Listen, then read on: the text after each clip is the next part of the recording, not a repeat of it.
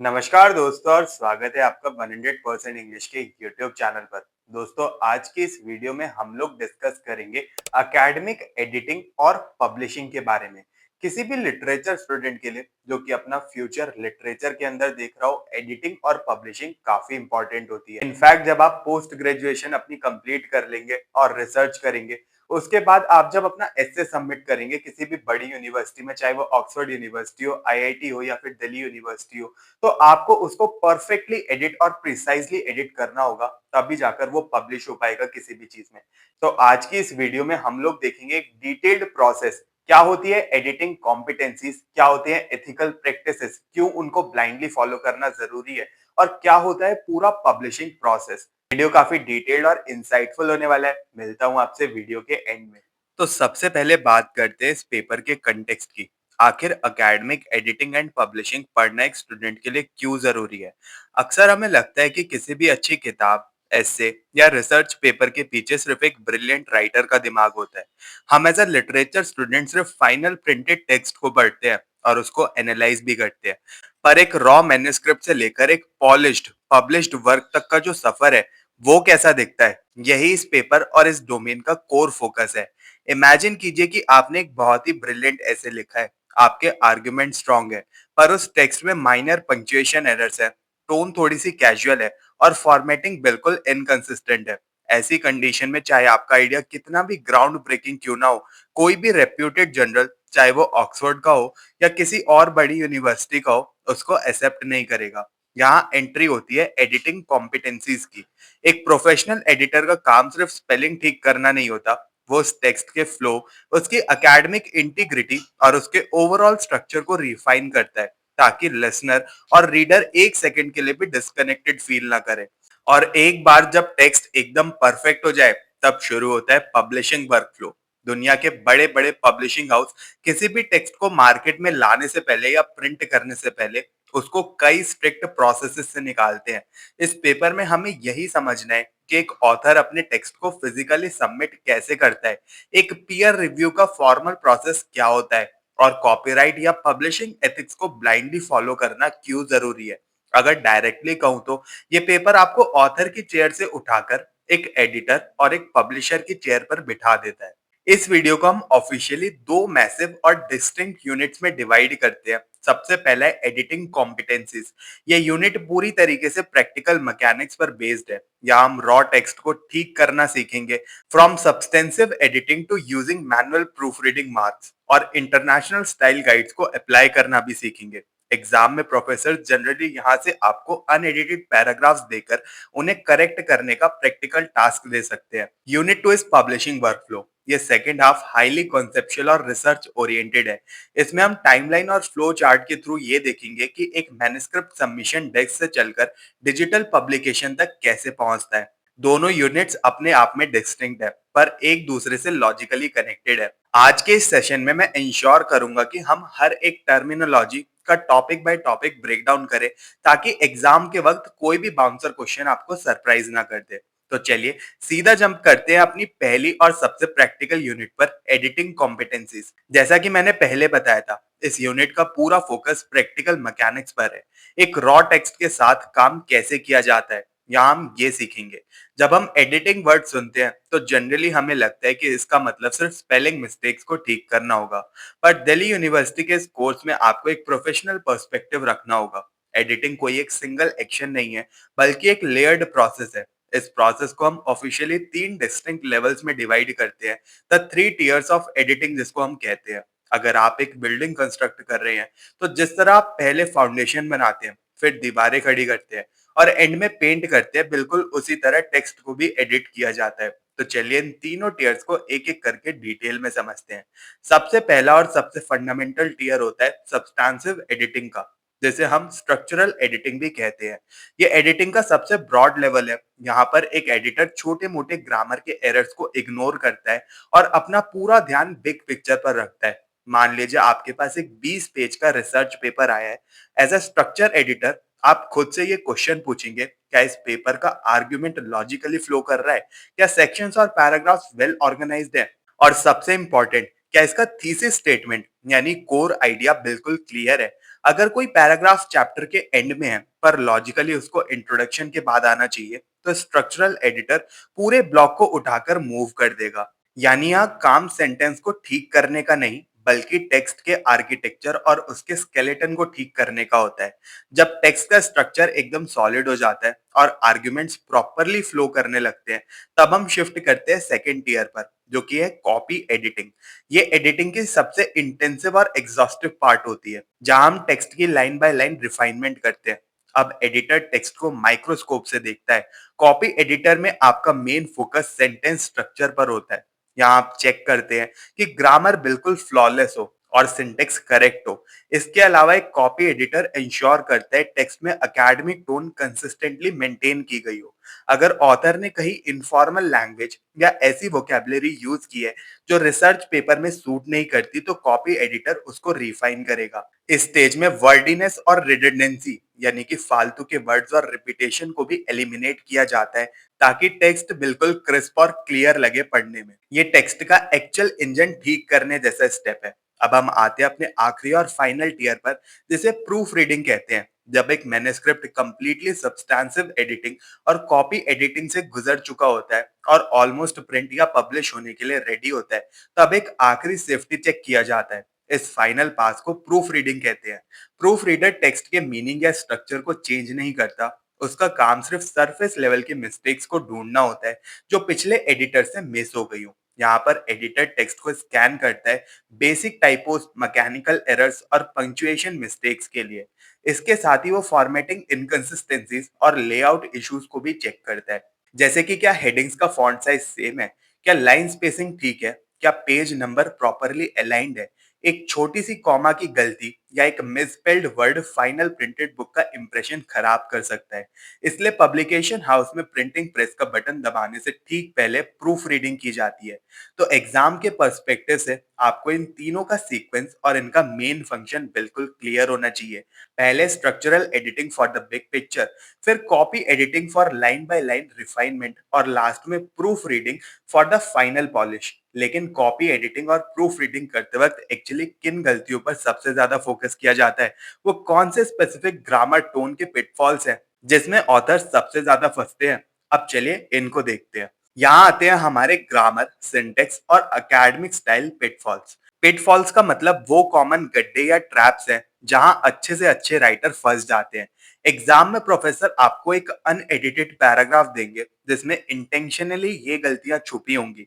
तो चलिए देखते हैं कि एक प्रोफेशनल एडिटर की तरह आपको इस टेक्स्ट में क्या क्या स्कैन करना होगा। सबसे पहले आपको चेक करना है कॉमन मैकेनिकल एरर्स को। ये सेंटेंस के कोर स्ट्रक्चर की गलतियां होती है। पहला है सब्जेक्ट वर्ब एग्रीमेंट। ये सिंपल लगता है, पर लंबे एकेडमिक सेंटेंसेस में लोग अक्सर भूल जाते हैं कि अगर सब्जेक्ट सिंगुलर है तो वर्ब भी सिंगुलर होना चाहिए। दूसरा सबसे ट्रिकी एरर है डैंगलिंग या फिर मिसप्लेस मॉडिफायर्स का। ये थोड़ा टेक्निकल साउंड करता है, पर बहुत ही बेसिक है। अगर एक सेंटेंस लिखा है walking down the street the trees were beautiful, तो ग्रामेटिकली इसका मतलब बन रहा है कि पेड़ चल रहे थे। मॉडिफायर को गलत सब्जेक्ट के पास प्लेस किया गया है। एक एडिटर इसे प्रॉपरली रीस्ट्रक्चर करता है। इसके बाद चेक करना होता है पैरेलल स्ट्रक्चर को। जब आप एक लिस्ट दे रहे हैं तो सभी वर्ड्स का फॉर्म और टेंस स्ट्रिक्टली सेम होना चाहिए, जैसे रीडिंग, राइटिंग एंड स्पीकिंग, ना कि reading, writing and to speak. और लास्ट में प्रोनाउन एंटेसिडेंट एग्रीमेंट, यानी जो प्रोनाउन आपने यूज किया है ही, शी, दे, इट, वो पिछले सेंटेंस के ओरिजिनल नाउन से परफेक्टली मैच करना चाहिए।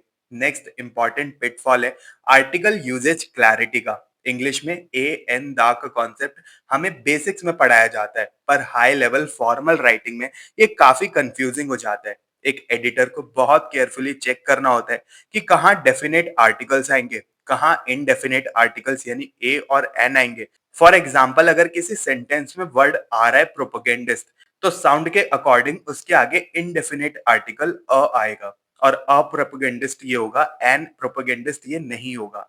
ऐसे स्टैंडर्ड आर्टिकल ओमिशंस या स्टाइलिस्टिक स्लिप अप्स एक एकेडमिक पेपर की क्रेडिबिलिटी को डाउन कर देते हैं, इसलिए इन्हें ठीक करना बहुत जरूरी होता है। अब चलते हैं उस टॉपिक पर जो हर एग्जामिनर का फेवरेट हो सकता है, पंचुएशन मास्टरी। एक सिंगल गलत पंचुएशन मार्क पूरे थीसिस का मीनिंग बदल सकता है।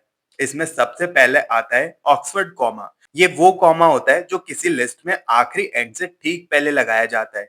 एकेडमिक स्टाइल गाइड्स में क्लैरिटी मेंटेन करने के लिए इसे स्ट्रांगली रिकमेंड किया जाता है। फिर आपको डिफरेंस क्लियर होना चाहिए सेमीकोलंस और कोलंस के बीच। सेमीकोलंस दो ऐसे कंप्लीट सेंटेंसेस को जोड़ने का काम करता है जो एक दूसरे से रिलेटेड है, जबकि कोलन किसी लिस्ट, कोट या एक्सप्लेनेशन को इंट्रोड्यूस करने के लिए यूज किया जाता है। लेकिन सबसे बड़ा एग्जाम ट्रैप होता है डैशेस का। ध्यान से सुनिए, तीन तरह के डैशेस होते हैं। एक होता है हाइफन, ये सबसे छोटा है और ये कंपाउंड वर्ड्स को जोड़ने के काम आता है, जैसे वेल नोन। एक होता है एन डैश, ये हाइफन से थोड़ा लंबा होता है और ये नंबर्स या फिर डेट की रेंज को दिखाने के काम आता है, जैसे पेजेस 20 to 30। एक होता है एम डैश, ये सबसे लंबा होता है और सेंटेंस के थॉट में एक सडन ब्रेक या फिर एक्स्ट्रा इंफॉर्मेशन इंसर्ट करने के लिए इसको यूज किया जाता है। ये चैट जीपीटी और जेमिनाई जैसे एआईज भी बहुत यूज करते हैं, क्योंकि इनके थॉट एकदम स्ट्रीमलाइन नहीं होते। एग्जाम में इन तीनों को मिक्स करके एरर बनाया जाता है, तो इनका विजुअल डिफरेंस याद रखना आपके लिए काफी ज्यादा क्रूशियल है। आखिरी पिटफॉल जो कॉपी एडिटिंग स्टेज पर फिक्स होता है वो है एकेडमिक टोन का। एक यूनिवर्सिटी लेवल रिसर्च पेपर कोई कैजुअल ब्लॉग पोस्ट नहीं होता। अक्सर स्टूडेंट सोचते हैं कि एकेडमिक लिखने का मतलब कॉम्प्लेक्स लिखना होता है और वो पैसिव वॉइस से सेंटेंस भर देते हैं। एक अच्छा एडिटर टेक्स्ट को जहां अप्रोप्रिएट हो, पैसिव वॉइस से एक्टिव वॉइस में मूव करता है, ताकि सेंटेंस डायरेक्ट, स्ट्रॉन्ग और क्लियर बने। इसके अलावा किसी भी तरह की इनफॉर्मल लैंग्वेज कॉन्ट्रैक्शंस जैसे डोंट, कैंट या फिर स्लैंग्स को पूरी तरीके से एलिमिनेट किया जाता है। और सबसे बड़ी बात, एकेडमिक राइटिंग ऑब्जेक्टिव होती है, इसलिए किसी भी तरह की सब्जेक्टिव या फिर बायस्ड फ्रेजिंग को हटाकर प्योर एविडेंस टोन स्टैब्लिश की जाती है। तो अगर आप किसी दिए गए टेक्स्ट में मैकेनिकल एरर्स को ठीक कर सकते हैं, करेक्ट डैशेस लगा सकते हैं और टोन को फॉर्मल कर सकते हैं, तो प्रैक्टिकली आपने कॉपी एडिटिंग की स्किल मास्टर कर ली है। और जब ये गलतियां एक्चुअल प्रिंट प्रूफ पर पेन और पेपर से मार्क की जाती हैं, तो एडिटर वहां वर्ड्स नहीं लिखता, वो सिंबल्स का यूज करता है। और यही हमारा अगला और एग्जाम के लिए सबसे ज्यादा स्कोरिंग टॉपिक है। अब हम पेपर के उस हिस्से पर आते हैं जो स्ट्रिक्टली आपके एग्जाम पॉइंट ऑफ व्यू से हाई यील्ड टॉपिक है, यानी यहाँ से प्रैक्टिकल क्वेश्चन आने के सबसे ज्यादा चांस होते हैं। हमने ग्रामेटिकल और स्टाइलिस्टिक एरर्स तो ढूंढ दिए, पर एक एक्चुअल पब्लिशिंग हाउस में एडिटर ऑथर के बगल में बैठकर उसे एक एक गलती बोलकर नहीं बताता। जब एक मैन्युस्क्रिप्ट पेपर पर प्रिंट होता है, तो एडिटर एक रेड पेन लेता है और उस हार्ड कॉपी पर कुछ यूनिवर्सल सिंबल्स को ड्रॉ करता है। इन सिंबल्स को प्रूफ रीडिंग मार्क्स कहा जाता है। ये मार्क्स एडिटर्स, प्रूफ रीडर्स और टाइप सेटर्स के बीच एक सीक्रेट यूनिवर्सल लैंग्वेज की तरह होते हैं, जैसे कि कोई कोड लैंग्वेज हो। चाहे आप दुनिया के किसी भी कोने में बैठे हो, एक प्रूफ रीडिंग मार्क का मतलब हमेशा सेम रहेगा। सबसे पहले एक टेक्निकल डिस्टिंक्शन समझना जरूरी है, इन टेक्स्ट मार्क्स और मार्जिनल मार्क्स के बीच का डिफरेंस। अक्सर स्टूडेंट सोचते हैं कि बस वर्ड्स को हटाकर उनके ऊपर ठीक स्पेलिंग लिख दो। नहीं, प्रोफेशनल एडिटिंग ऐसे नहीं होती। इसमें दो टाइप के मार्क्स होते हैं। एक होता है इन टेक्स्ट मार्क्स, ये वो सिंबल्स होते हैं जो सीधा लाइन के अंदर उस वर्ड या लेटर पर लगाए जाते हैं जहां गलती होती है। ये मार्क्स टाइप सेटर को बताता है कि प्रॉब्लम एक्चुअल में है कहाँ। दूसरे होते हैं मार्जिनल मार्क्स, उसी सेम लाइन की मार्जिन यानी पेज के साइड पर खाली स्पेस में एक और सिंबल लिखा जाता है, जो बताता है कि प्रॉब्लम को ठीक क्या और कैसे करना है। दोनों मार्क्स एक साथ मिलकर काम करते हैं। इंटेक्स मार्क्स लोकेशन पॉइंट करता है और मार्जिनल मार्क्स एक्शन डिक्टेट करते हैं। एग्जाम के लिए आपको कुछ कोर सिंबल्स को स्ट्रिक्टली मेमोराइज करना होगा। चलिए फटाफट से उनको भी देखते हैं। सबसे पहला है डिलीशन। अगर कोई वर्ड हटाना है तो टेक्स्ट में उस वर्ड के ऊपर एक लाइन ड्रॉ करते हैं और मार्जिन में एक स्पेशल कर्ली लूप जैसा सिंबल, जिसे डिली सिंबल कहते हैं, वो बनाते हैं। इसका मतलब होता है इसको हटा दो। इंसर्शन, अगर कोई वर्ड या पंचुएशन ऐड करना है तो हम कैरेट सिंबल का यूज करते हैं, बिल्कुल एक छोटे से पहाड़ जैसा। जहां वर्ड आना चाहिए वहां पर ये छोटा सा पहाड़ बनाया जाता है और मार्जिन में वो वर्ड लिख दिया जाता है। कैपिटलाइजेशन एंड लोअर केस, अगर किसी स्मॉल लेटर को कैपिटल करना है तो उसके नीचे तीन स्ट्रेट अंडरलाइंस बनाई जाती हैं। और अगर कैपिटल को स्मॉल करना है यानी उसको लोअर केस में करना है, तो उस लेटर पर एक स्लैंट स्लैश लगाना होता है और मार्जिन में आईसी लिख देना होता है। क्लोजिंग अप स्पेसेस, अगर दो वर्ड्स के बीच एक एक्स्ट्रा स्पेस आ गया है तो हम टॉप और बॉटम से दो आर्क्स, कर्व्स बनाते हैं जो वर्ड को एक दूसरे की तरफ पुल करते हुए दिखते हैं। इसका मतलब है स्पेस हटाकर उन्हें जोड़ दो। पांचवा है ट्रांसपोजिंग वर्ड्स, ये बहुत कॉमन है। अगर दो वर्ड्स आगे पीछे लिख दिए गए हैं, जैसे ही इज की जगह इज ही लिखा हुआ है, तो एक horizontal wavy S shape line जैसी बनानी होती है आपको, जो दोनों वर्ड्स को आपस में स्विच करने का सिग्नल देती है। न्यू पैराग्राफ, जब एक पैराग्राफ बहुत लंबा हो जाए और उसको तोड़ना हो, तो वहां पिलक्रो ऐसा सिंबल, जैसा कि आपको अभी स्क्रीन पर दिख रहा है, ये बनाना होता है। ये डबल वर्टिकल लाइन से एक लूप से बनता है, जो स्ट्रांगली इंडिकेट करता है कि यहाँ से नई लाइन शुरू करनी है आपको। चले इसको एक लाइव एग्जांपल में समझते हैं।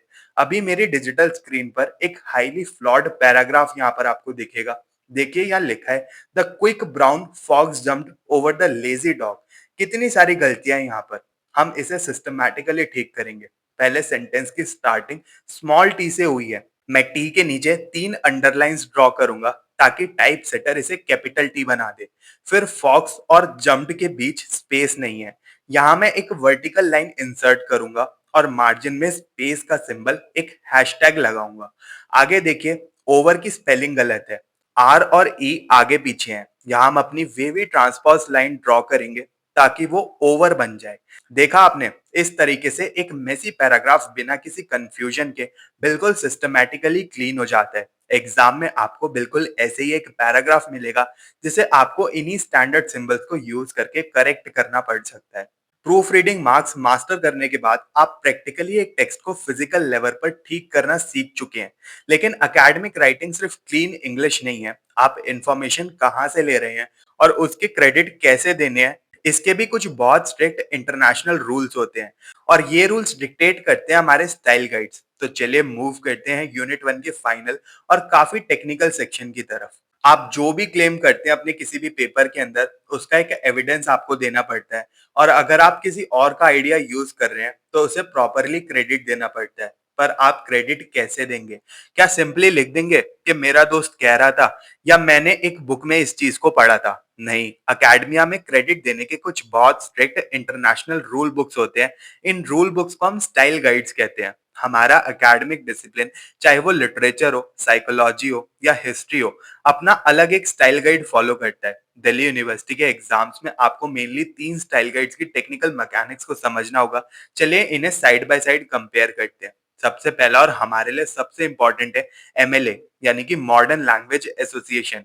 आप इंग्लिश लिटरेचर या ह्यूमैनिटीज के स्टूडेंट हैं, तो ये आपकी बाइबल्स हैं। करंट टाइम में इसका 9th एडिशन चल रहा है। एमएलए का मेन फोकस ऑथर और पेज नंबर पर होता है।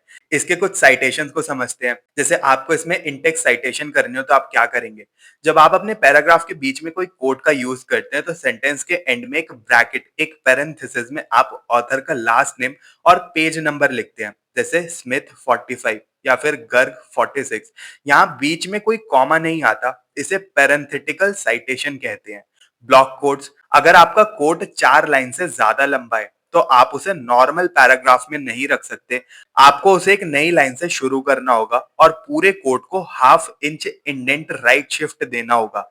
इसे ब्लॉक कोट कहते हैं और इसमें कोटेशन मार्क्स का यूज नहीं होता। तीसरा है वर्क साइटेड। पेपर के बिल्कुल एंड में जो बिब्लियोग्राफी आती है, एमएलए में उसे स्ट्रिक्टली फॉलो किया जाता है वर्क साइटेड हेडिंग के अंदर। यहाँ हर सोर्स अल्फाबेटिकल ऑर्डर में अरेंज होता है। दूसरा मेजर गाइड है एपीए, यानी अमेरिकन साइकोलॉजिकल एसोसिएशन। ये साइंस, साइकोलॉजी और सोशल साइंसेस का स्टैंडर्ड है। लिटरेचर में आइडिया कब लिखा गया, इससे ज्यादा इंपॉर्टेंट आइडिया खुद होता है। पर साइंसेज में वहां लेटेस्ट रिसर्च सबसे जरूरी होती है। इसलिए एपीए का ऑथर डेट सिस्टम यहाँ पर यूज किया जाता है। यहाँ इंटेक्स साइटेशन में पेज नंबर की जगह ईयर पर फोकस आता है। आप लिखेंगे स्मिथ 2023। ध्यान दीजिए, यहाँ ऑथर और ईयर के बीच एक कॉमा जरूरी होता है।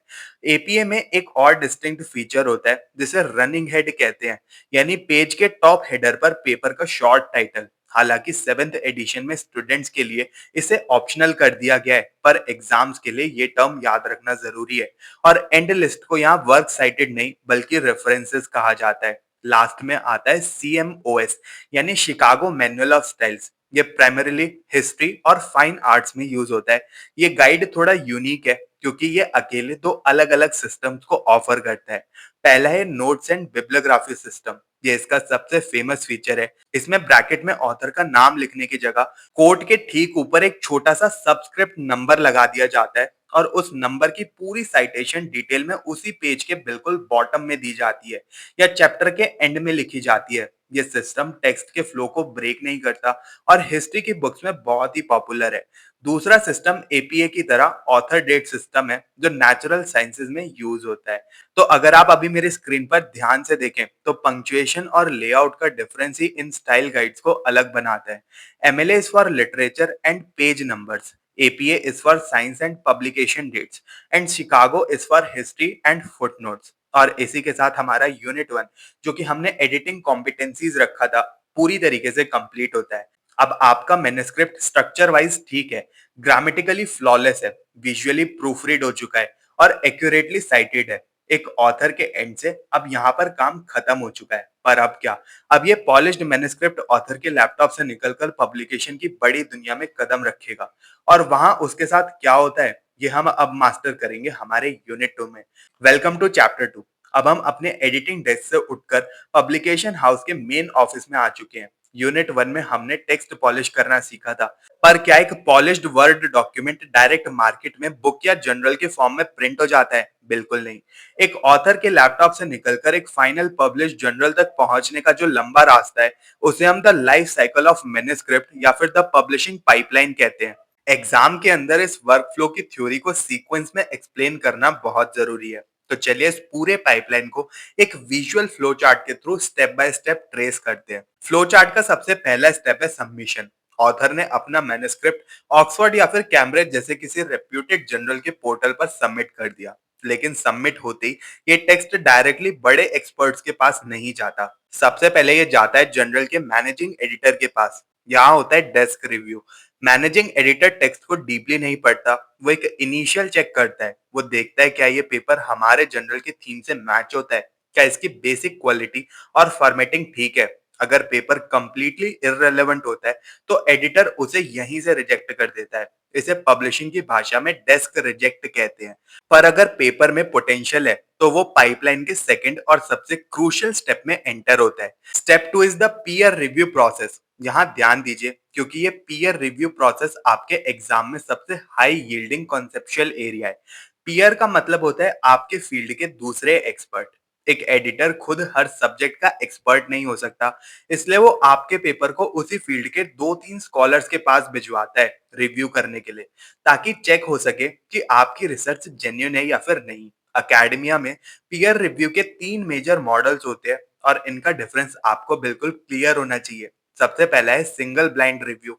ब्लाइंड का मतलब यहाँ आइडेंटिटी छुपाना है। इस मॉडल में रिव्यूअर को पता होता है कि ऑथर कौन है, पर ऑथर को नहीं बताया जाता कि उसका पेपर कौन रिव्यू कर रहा है। ये थोड़ा सा वन साइडेड होता है। डबल ब्लाइंड रिव्यू ये एकेडमिक इंटीग्रिटी का गोल्ड स्टैंडर्ड है। इसमें ना तो रिव्यूअर को पता होता कि ऑथर कौन है और ना ही ऑथर को रिव्यूअर की आइडेंटिटी पता होती। दोनों आइडेंटिटीज हिडन रहती हैं ताकि कोई पर्सनल बायस, फेवर या फिर डिस्क्रिमिनेशन ना हो। सिर्फ और सिर्फ रिसर्च की क्वालिटी जज की जाए। तीसरा होता है ओपन पीयर रिव्यू। ये बिल्कुल नया और ट्रांसपेरेंट मॉडल है। इसमें दोनों पार्टीज, ऑथर और रिव्यूअर, एक दूसरे की आइडेंटिटी जानते हैं। इनफैक्ट कभी कभी तो रिव्यूअर के कमेंट्स भी पेपर के साथ पब्लिकली पब्लिश कर दिए जाते हैं। जब इन एक्सपर्ट रिव्यूअर्स की रिपोर्ट वापस आती है तब एडिटर एक फाइनल वर्डिक्ट देता है। इसे कहते हैं द डिसीजन मैट्रिक्स। एक ऑथर को 4 में से कोई एक रिजल्ट मिलता है इस रिव्यू के बाद। एक्सेप्ट विदाउट रिविजन्स ये तब मिलता है जब आपका पेपर बिल्कुल परफेक्ट हो, इसमें कोई चेंज की गुंजाइश ना हो। लेकिन प्रैक्टिकली एकेडमिया में ऐसा ऑलमोस्ट कभी नहीं होता। Accept with minor revisions, paper accepted है, बस थोड़ी बहुत फॉर्मेटिंग या फिर एक दो लाइंस चेंज करनी है, ये बहुत अच्छी न्यूज होती है। तीसरा है revise and resubmit. Major revisions इसमें होते हैं। पेपर का कोर आइडिया तो अच्छा है पर लॉजिक या फिर डेटा में बड़ी वीकनेस है। ऑथर को इसे पूरी तरीके से दोबारा लिखकर सबमिट करना पड़ेगा। ये सबसे कॉमन और स्टैंडर्ड डिसीजन होता है। चौथा है रिजेक्ट। पेपर जनरल के स्टैंडर्ड्स को मीट नहीं करता, game over for this general. आप इसमें दोबारा अपना पेपर सबमिट नहीं कर सकते। मान लीजिए आपका पेपर एक्सेप्ट हो गया, अब क्या? अब पेपर वापस यूनिट 1 वाले प्रोसेस में चला जाता है जिसे हम प्रोडक्शन पाइपलाइन कहते हैं। सबसे पहले होगी कॉपी एडिटिंग, उसके बाद टेक्स्ट जाएगा टाइप सेटिंग और लेआउट के लिए। टाइप सेटर टेक्स्ट को विजुअली अरेंज करेगा, मार्जिन सेट करेगा, इमेजेस को अलाइन करेगा और देखेगा कि प्रिंटेड पेज कैसा दिखेगा। और फाइनल पेज लेआउट को एक आखिरी बार पढ़ा जाएगा जिसे हमने प्रूफ रीडिंग कहा था। और जब वहां से ग्रीन सिग्नल मिलता है तब फाइनल स्टेप आता है डिजिटल या फिर प्रिंट पब्लिकेशन का। और इस तरह महीनों या फिर सालों की मेहनत के बाद एक मैन्युस्क्रिप्ट दुनिया के सामने ऑफिशियली पब्लिश होता है। तो अब आपके पास स्क्रीन पर एक कंप्लीट विजुअल फ्लो चार्ट है, सबमिशन से लेकर डेस्क रिव्यू, वहां से पीयर रिव्यू, फिर डिसीजन मैट्रिक्स और एंड में प्रोडक्शन पाइपलाइन। एक बार इस फ्लो को दिमाग में सेट कर लिया तो एग्जाम में लंबे पैराग्राफ्स लिखना बहुत ज्यादा इजी हो जाएगा आपके लिए। लेकिन इस पूरे सफर में एक बहुत बड़ा खतरा छिपा होता है। अगर किसी ऑथर ने दूसरे का टेक्स्ट चुरा कर सबमिट कर दिया तो, या किसी जनरल ने ऑथर से हजारों डॉलर्स की फीस मांग ली पब्लिश करने के लिए उसके पेपर को, तो यहाँ एंट्री होती है पब्लिशिंग एथिक्स और एकेडमिक इंटीग्रिटी की। चलिए देखते हैं एकेडमिक दुनिया के क्राइम और पनिशमेंट कैसे काम करते हैं। अब तक पिछले सेक्शंस में हमने एक मैन्युस्क्रिप्ट का पूरा पब्लिशिंग पाइपलाइन समझ लिया, पर एकेडमिक्स और रिसर्च की दुनिया सिर्फ फॉर्मेटिंग और रिव्यू के बारे में नहीं होती, ये दुनिया चलती है ट्रस्ट और ऑनेस्टी पर। सोचिए अगर कोई साइंटिस्ट किसी और की करियर रिसर्च को अपने नाम से पब्लिश करा दे तो क्या होगा, या कोई जनरल पैसे लेकर बिना चेक किए फेक इंफॉर्मेशन छाप दे। ऐसी सिचुएशंस को कंट्रोल करने के लिए एकेडमिया में कुछ स्ट्रिक्ट लॉज होते हैं जिन्हें हम पब्लिशिंग एथिक्स और एकेडमिक इंटीग्रिटी कहते हैं। ये आपके एग्जाम का वो सेक्शन है जहां एग्जामिनर आपकी मॉरल और टेक्निकल अंडरस्टैंडिंग दोनों चेक करता है। चलिए इसके सबसे बड़े क्राइम्स और उनके रूल्स को डिकोड करते हैं। पब्लिशिंग की दुनिया का सबसे बड़ा और सबसे कॉमन क्राइम है प्लेजरिज्म का। सिंपल शब्दों में कहें तो किसी और के आइडियाज, वर्ड्स या फिर डेटा को चुराकर अपने नाम पर प्रेजेंट करना। एग्जाम में आपको इसके दो मेजर टाइप्स को क्लियरली डिफाइन करना होगा। एक है एक्सप्लिसिट प्लेजरिज्म। ये सबसे डायरेक्ट फॉर्म है जिसे हम सिंपल भाषा में कहते हैं कॉपी पेस्ट कर देना। किसी और का पूरा पैराग्राफ उठाया और बिना किसी साइटेशन के अपने पेपर में डाल दिया, ये इजीली पकड़ा जाता है। दूसरा होता है मोज़ेक प्लेजरिज्म। ये थोड़ा स्मार्ट और डेंजरस टाइप की चोरी होती है। इसे पैचवर्क भी कह सकते हैं। यहाँ ऑथर पैराग्राफ को डायरेक्टली कॉपी नहीं करता, बल्कि किसी और के सेंटेंस स्ट्रक्चर को रखता है और बस कुछ वर्ड्स को सिनोनिम से रिप्लेस कर देता है। जैसे हैप्पी की जगह जॉयफुल लिख दिया। ये भी एक सीरियस क्राइम है क्योंकि ओरिजिनल आइडिया अभी भी किसी और का ही है। लेकिन दोस्तों सबसे ज्यादा कंफ्यूज होते हैं हम एक और टर्म में जो कि है सेल्फ प्लेजरिज्म। अब आप सोचेंगे मैं अपना ही काम कैसे चुरा सकता हूँ। अकेडमिया में जब आप अपना एक ओरिजिनल रिसर्च पेपर किसी रेप्यूटेड जर्नल से पब्लिश करा देते हैं तो उस पेपर का कॉपीराइट जनरली उस जर्नल के पास चला जाता है। अगर आप उसी सेम रिसर्च को थोड़ा सा घुमाकर किसी और जर्नल में नई पब्लिकेशन की तरह भेजते हैं ताकि आपको डबल क्रेडिट मिल सके तो उसे सेल्फ प्लेजरिज्म कहते हैं। यह अकेडमिकली हाईली अनएथिकल माना जाता है। इन क्राइम्स को पकड़ने के लिए यूनिवर्सिटीज और पब्लिशर्स हाईली एडवांस सॉफ्टवेयर का यूज करते हैं, जैसे टर्निटिन और ओरिजिनल। ये सॉफ्टवेयर्स एक सिमिलैरिटी इंडेक्स जनरेट करते हैं, यानी एक परसेंटेज जो कि बताती है कि आपका टेक्स्ट इंटरनेट या फिर पुराने पेपर से कितना ज्यादा मैच करता है। अब आपके दिमाग में एक लॉजिकल सवाल आना चाहिए, अगर हम दूसरे का टेक्स्ट यूज नहीं कर सकते तो हम यूनिट 1 में साइटेशंस और स्टाइल गाइड्स क्यों पढ़ रहे थे, हम कोटेशंस कैसे यूज करते हैं। यहाँ कॉन्सेप्ट आता है कॉपीराइट और फेयर यूज का। जब कोई भी ऑथर कुछ ओरिजिनल लिखता है तो उस पर कॉपीराइट यानी लीगल ओनरशिप होता है उसका। पर एकेडमिक प्रोग्रेस तभी होती है जब हम पुरानी रिसर्च पर डिस्कस करें। इसलिए लॉ हमें फेयर यूज की परमिशन देता है। फेयर यूज का मतलब होता है कि आप किसी बुक या पेपर का छोटा सा हिस्सा, कुछ लाइंस, स्ट्रिक्टली टीचिंग, क्रिटिक या रिसर्च पर्पसेस के लिए यूज कर सकते हैं। बस शर्त ये है कि आप उन्हें प्रॉपरली साइट करें। फॉर एग्जाम्पल हमारे इसी चैनल पे मैं कुछ शॉर्ट्स भी बनाता हूँ जिसमें कि मैं किसी बड़े पॉडकास्ट जो कि इंग्लिश में होते हैं उसमें जो हाई क्लास वोकैबुलरी होती है उनको मैं डिस्कस करता हूँ। तो मैं उस पॉडकास्ट की एक छोटी सी क्लिप को उठाता हूँ, एक 5 से 10 सेकंड की क्लिप को उठाता हूँ जहां पर वो वर्ड का यूज किया गया हो, फिर मैं उसका मीनिंग बताता हूँ। तो ये एक टीचिंग या फिर क्रिटिक के पर्पज से मैं वो क्लिप को यूज कर रहा हूँ, तो ये एक फेयर यूज की कैटेगरी में आएगा। लेकिन ध्यान रखिए फेयर यूज इमेज, चार्ट्स या प्राइवेट डाटा पर इजीली अप्लाई नहीं होता। अगर आपको किसी दूसरे के पेपर का ग्राफ अपने पेपर पर छापना है तो आपको उससे रिटर्न में परमिशन लेनी पड़ती है। गूगल से डाउनलोड करके डायरेक्ट कॉपी करना कॉपीराइट इन्फ्रिंजमेंट यानी कानून तोड़ना होता है। जहां एक तरफ ऑथर्स एथिक्स तोड़ते हैं, वहीं दूसरी तरफ कुछ पब्लिशर्स ऑथर के साथ स्कैम भी कर देते हैं। इसे कहते हैं प्रेडेटरी पब्लिशिंग। प्रेडेटर का मतलब होता है शिकारी। आजकल बहुत सारे फेक और फ्रॉडुलेंट जर्नल्स इंटरनेट पर खुल गए हैं। ये जर्नल्स ऑथर को ईमेल करते हैं कि हम आपका पेपर एक हफ्ते में पब्लिश करा देंगे, बस हमें हैवी फीस पे कर दीजिए। इन फीस को आर्टिकल प्रोसेसिंग चार्जेस या फिर एपीसीज कहा जाता है। इन फेक जर्नल्स में कोई पीयर रिव्यू प्रोसेस नहीं होता, कोई डेस्क चेक नहीं होता।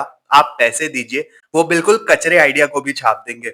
इस स्कैम से बचने के लिए एकेडमिया में तो बहुत फेमस डिफेंस मैकेनिज्म्स होते हैं, जिन्हें आपको एग्जाम में डेफिनेटली मेंशन करना चाहिए। एक है बेल्स लिस्ट।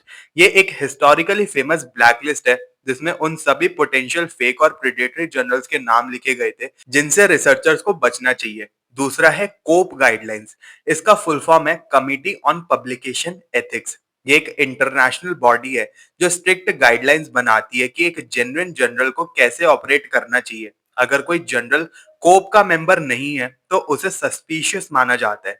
तो प्लेजरिज्म से लेकर प्रेडेटरी जर्नल्स तक ये था पब्लिशिंग की दुनिया का एक एथिकल फ्रेमवर्क।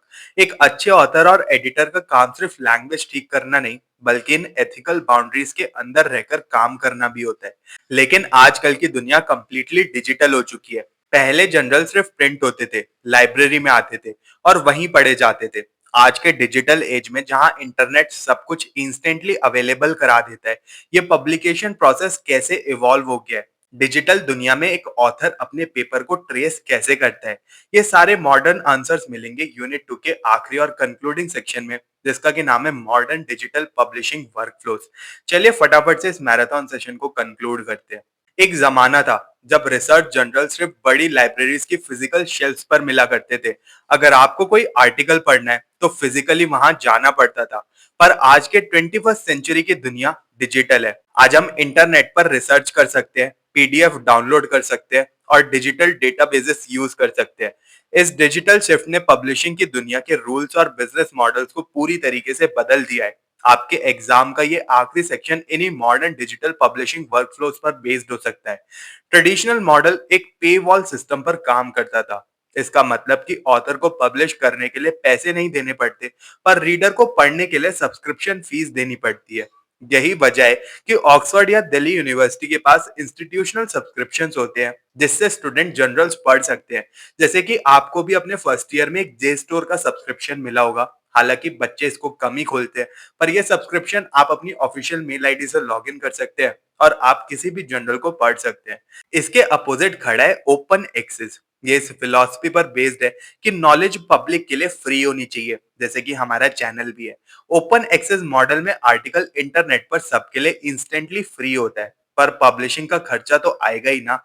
तो ओपन एक्सेस में रीडर नहीं बल्कि ऑथर फीस पे करता है, जिसे हम आर्टिकल प्रोसेसिंग चार्जेस यानी एपीसीज कहते हैं। आजकल पब्लिशर्स एक बीच का रास्ता भी निकालते हैं, जिसे हाइब्रिड मॉडल कहते हैं। एक ही जनरल ट्रेडिशनल होगा जिसे पढ़ने के लिए पैसे लगेंगे, पर अगर कोई ऑथर स्पेसिफिकली एक्स्ट्रा एपीसी पे कर दे तो सिर्फ उसका आर्टिकल उस जर्नल में फ्री यानी ओपन एक्सेस कर दिया जाएगा। अब आप सोचिए कि अगर एक आर्टिकल ओपन एक्सेस में और इंटरनेट पर फ्रीली अवेलेबल है, तो क्या मैं उसे प्रिंट करके अपनी एक किताब बनाकर बेच दूं, या उसमें कुछ चेंजेस इंक्लूड करके मैं उसे अपने नाम से डाल दूं। यहाँ एंट्री होती है क्रिएटिव कॉमन्स लाइसेंसिंग की। ट्रेडिशनल कॉपीराइट कहता है ऑल राइट्स रिजर्व्ड, आप बिना पूछे कुछ नहीं यूज कर सकते। पर क्रिएटिव कॉमन्स या फिर सीसी लाइसेंसिंग कहती है सम राइट्स आर रिजर्व, यानी आप मेरा काम यूज कर सकते हैं पर कुछ कंडीशंस के साथ। इसके दो सबसे इंपॉर्टेंट फॉर्मेट्स आपको याद रखने हैं। सबसे पहला है सीसी बाय। बाय का मतलब होता है एट्रीब्यूशन। ये सबसे फ्लेक्सिबल लाइसेंस है। इसका मतलब है आप मेरा आर्टिकल शेयर कर सकते हैं, यूज या फिर मॉडिफाई कर सकते हैं और कमर्शियल यूज भी कर सकते हैं। शर्त सिर्फ इतनी है कि आप मुझे ओरिजिनल ऑथर के रूप में क्रेडिट देंगे। दूसरा है सीसी एनसी। एनसी का मतलब होता है नॉन कमर्शियल। इसका मतलब है आप मटेरियल को पढ़ेंगे या शेयर करेंगे, सिर्फ फ्री में यूज करेंगे, पर आप उसे बेचकर प्रॉफिट नहीं कमा सकते। और अगर किसी पुरानी बुक जैसे शेक्सपियर के प्लेस पर कॉपीराइट एक्सपायर हो चुका है, तो वो पब्लिक डोमेन में आ जाती है। पब्लिक डोमेन का मटेरियल कंप्लीटली फ्री होता है विदाउट एनी रिस्ट्रिक्शंस। इस डिजिटल वर्कफ्लो का आखिरी पिलर है सर्चेबिलिटी। इंटरनेट इतना बड़ा है कि उसमें एक स्पेसिफिक रिसर्च पेपर ढूंढना किसी घास के ढेर में सुई ढूंढने के बराबर है। और हम सब जानते हैं कि वेब लिंक्स अक्सर ब्रेक हो जाते हैं, जहां पर हमें 404 एरर देखने को मिलता है। इस प्रॉब्लम को सॉल्व करने के लिए डिजिटल पब्लिशिंग में दो चीजें बहुत जरूरी है। सबसे पहला है DOI, डिजिटल ऑब्जेक्ट आइडेंटिफायर। ये एक पेपर का परमानेंट डिजिटल फिंगरप्रिंट होता है। एक बार किसी डॉक्यूमेंट को DOI मिल गया, तो चाहे उसकी वेबसाइट चेंज हो जाए या सर्वर बदल जाए, वो DOI लिंक हमेशा उसी पेपर पर डायरेक्ट करेगा। ये एकेडमिक वर्ल्ड का एक परमानेंट एड्रेस होता है। दूसरी चीज है ORCID आईडी। जिस तरह DOI पेपर का फिंगरप्रिंट है, ORCID आईडी ऑथर का फिंगरप्रिंट है। अगर दुनिया में जॉन स्मिथ नाम के 100 रिसर्चर्स हैं, तो सिस्टम को कैसे पता चलेगा कि किसने क्या लिखा है? ORCID एक यूनिक 16 डिजिट का नंबर होता है, जो किसी भी रिसर्चर के सारे काम को एक जगह लिंक करके रखता है, एक पैन कार्ड की तरह। जो आपके सारे अकाउंट्स और सारी क्रेडिट हिस्ट्री को एक जगह लिंक करके रखता है, वैसे ORCID एक 16 डिजिट का नंबर है, जो कि आपके सारे काम को एक जगह लिंक करके रखेगा। और इन सबको ढूंढने के पीछे जो सिस्टम काम करता है, उसे मेटा डेटा कहते हैं।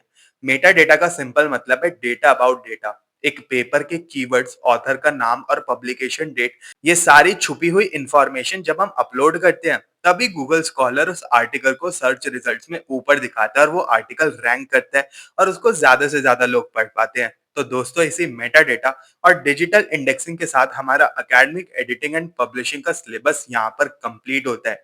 यूनिट 1 में हमने देखा कि एक रॉ टेक्स्ट को स्ट्रक्चरली और ग्रामेटिकली कैसे ठीक करते हैं और MLA APA फॉर्मेट्स कैसे लगाते हैं। यूनिट 2 में हमने उस पेपर को सबमिशन डेस्क से लेकर पीयर रिव्यू और finally digital open access publication तक पूरा सफर उसका तय कर लिया। एग्जाम में जब भी कोई क्वेश्चन आए, तो प्लीज कॉन्सेप्ट को इसी फ्लो में ब्रेक डाउन कीजिएगा। अगर आप फ्लो चार्ट बनाएंगे और प्रॉपर टर्मिनोलॉजी जैसे सब्सटैंसिव एडिटिंग, डबल ब्लाइंड रिव्यू या फिर DOI का यूज करेंगे, तो फुल मार्क्स आने से आपको कोई नहीं रोक सकता। अगर अभी भी आप लेस कॉन्फिडेंट फील कर रहे हैं, तो आप कमेंट सेक्शन में नोट्स जरूर से डिमांड कर सकते हैं, जो कि एक वेल फॉर्मेटेड फॉर्मेट में आपको मिल जाएंगे। अगर इस सेशन ने आपकी थोड़ी भी मदद की हो, तो वीडियो को लाइक और शेयर जरूर करें और 100% इंग्लिश चैनल को सब्सक्राइब कर लें और ऐसे डिटेल्ड और इंसाइटफुल वीडियोस के लिए। मिलते हैं फिर अपने नेक्स्ट वीडियो में। तब तक के लिए keep reading, keep revising and keep editing.